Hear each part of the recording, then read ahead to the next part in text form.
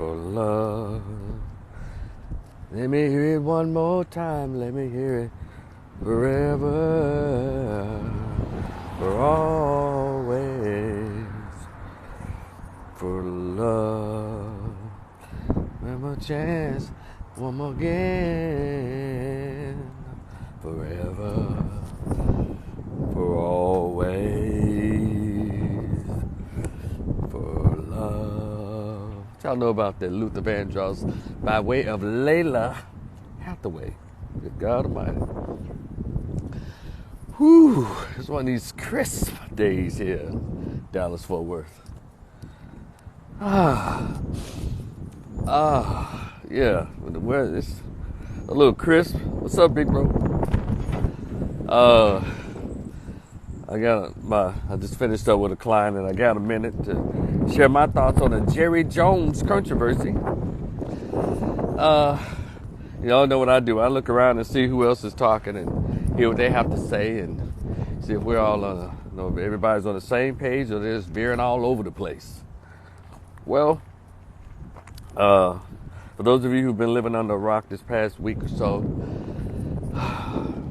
I guess owner, ruler, dictator of the Dallas Cowboys and the NFL, just whole NFL sphere has been thrown into, I guess, a little pot of controversy because a picture from 57 years ago, or 65 years ago, when he was 14 years old, it showed him in a crowd, whether he was being viewed as an onlooker, whatever. It was a crowd of a bunch of angry white teenagers, young adults, who were blocking the passage of about 3 or 4 black males trying to integrate. I think that was Little Rock High School, because he's from Arkansas.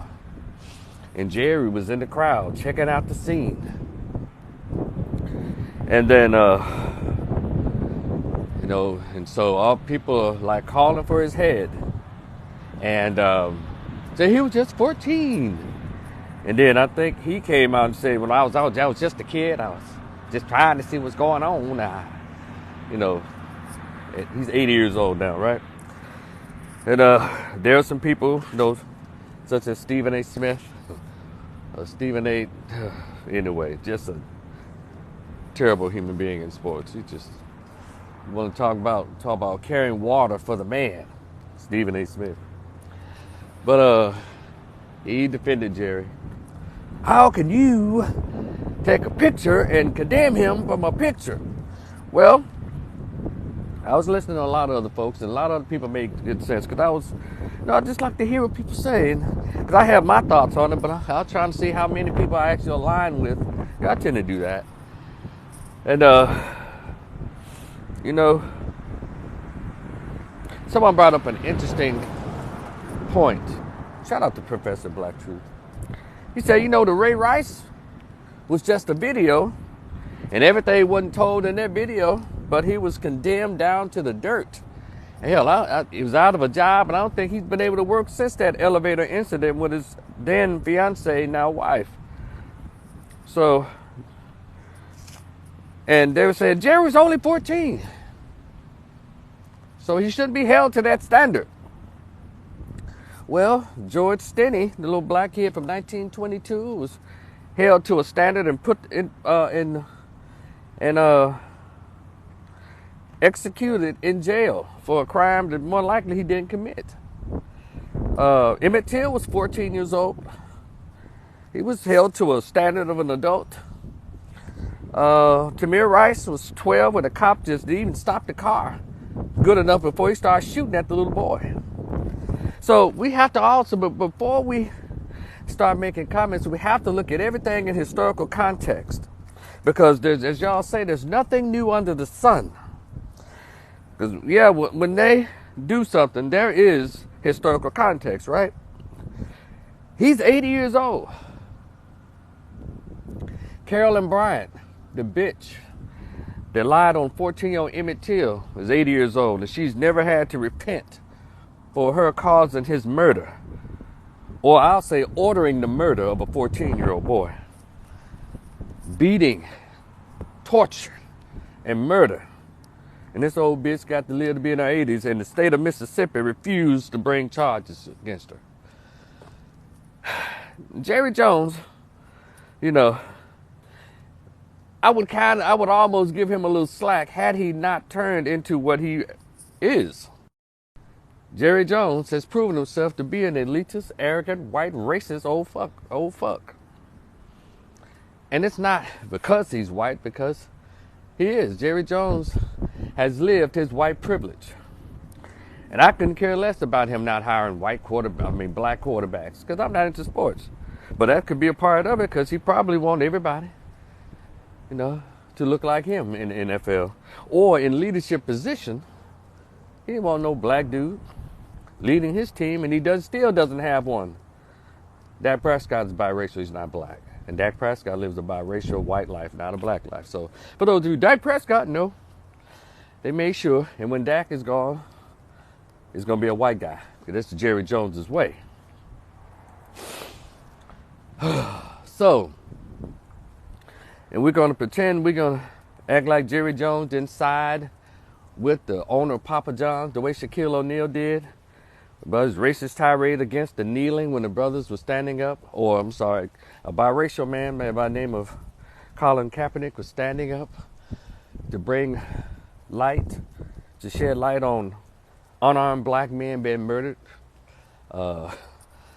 Damn near, I guess, randomly or at will by police officers.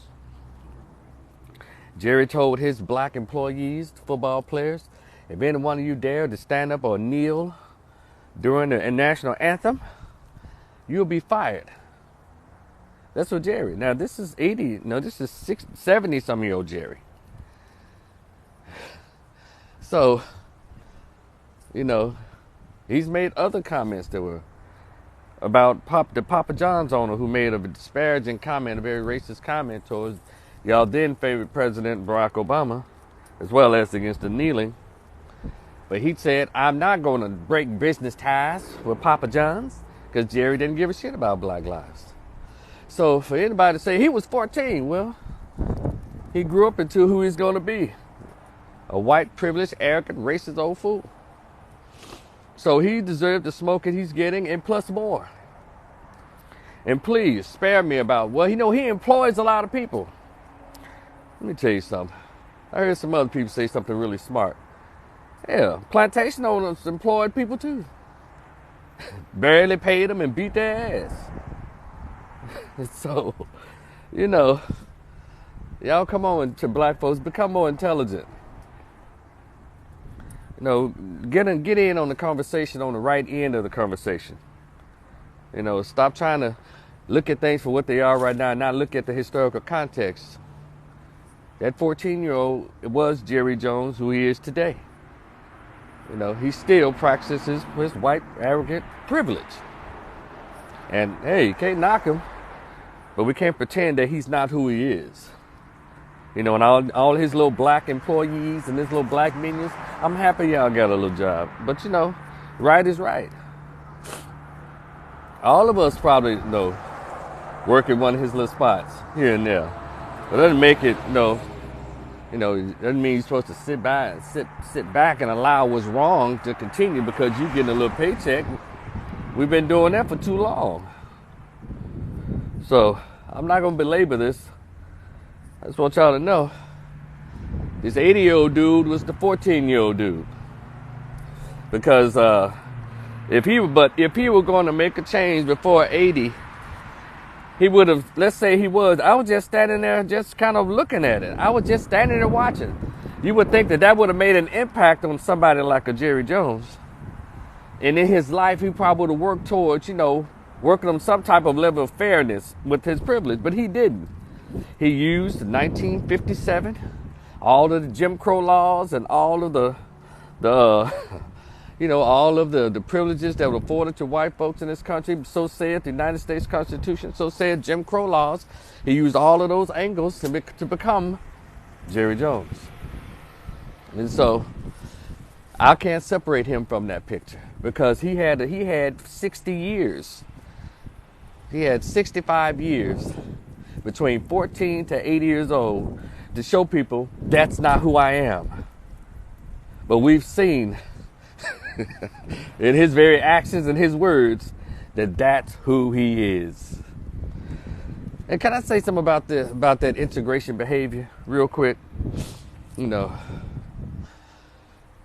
as I read history and I continue to look at the footage and I look at who we are, how we are today as African Americans in this country, I thought it was very stupid. I thought the civil rights movement was very dumb in the way it was approached. You know how Christian folks say Jesus is the way? Malcolm X was the way. The Black Panthers was the way. And I think had we gone that I am a man, I will stand up as a man route instead of, please let me in, Mr. Massa. Please let me in, white peoples. Please let me sit at y'all's tables. Please let me eat at y'all's restaurants. See, had we not gone that route, people probably respect us. But we went the integrationist route. That's why people still play with us the way they do. Because we never fought for our own stuff. We fought to try to make them let us in. And so when I think about the Little Rock Nine, I just said all their parents need their asses kicked. Even that picture of that little black girl about 4 or 5 years old, that famous picture of her walking to school. They sent that little black girl to that school to be called nigger and spat on and brutalized. I don't even think that girl, she's probably in the 60s now. I don't think she's still ever recovered from that trauma. You know. And then they sent those Little Rock Nine to be punched on and called nigger and trusted them that the teachers would give them their grades. Who does that? No, I didn't think that was cool at all. And I do not celebrate these so-called civil rights leaders. Every group that is respected in this country proved themselves by having some type of war or real resistance against the white or European oppressor. Every other group in this country except for African Americans. And that's one of the main reasons why we'll never be respected. Because we never had a legitimate war, never fight with the white man. We keep on begging and pleading and trying to appeal to his heart. That's stupid. And here we are today. Still, we'd rather fight each other than fight the enemy. Get it? But anyway, that's my little take on it. If I were ever invited on a panel discussion, no paid, of course, I would say the same thing because it was dumb. Look at where we are. 300 years of being here, and we're like fifth-class citizens because every immigrant that comes over just walks right on past us because, the system lets them on in. But anyway, we're going to get through begging. We're going to get done defending racists defending people like, yeah.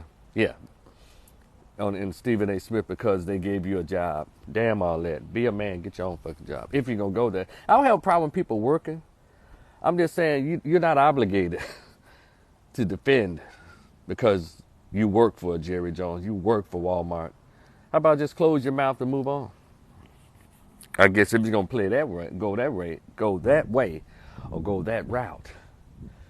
But to do like a Stephen A. Smith, then when it comes to Jerry Jones, to do what Charles Barkley, Shaquille O'Neal, what's that big, all of the NBA players that came out against Kyrie because they work for the NBA, or they get employed by ESPN and Fox News, that's highly unnecessary. But let you know, the bootlicks came out good and strong. And the bootlicks came out good and strong for Kyrie and Kanye. And now the bootlicks are coming out for Jerry Jones, who has no evidence of ever changing his attitude or his belief system from that picture at 14 years old. Y'all be cool? It's your man Rico the Opinionist. Do me a favor. I got a book. It's in PDF format. I call it a short story. It's only $10. Hit me on that Cash App, $Rico the Opinionist. If you decide to purchase the book, it's entitled The Greatest Pain I've Ever Felt, Conversation with an Absent Biological Father Who Dared to Be Found. It's about 50 pages. Some people that bought it, they say, hey, it's a pretty good read. Send the Cash App at $Rico the Opinionist. Please send an email address so I can email it to you. right away. And then there's also the PayPal, Rico the Opinionist. But anyway, y'all enjoy the rest of your day. Get prepared to see my next client. Yeah, y'all be cool. I'll talk to y'all later. Peace.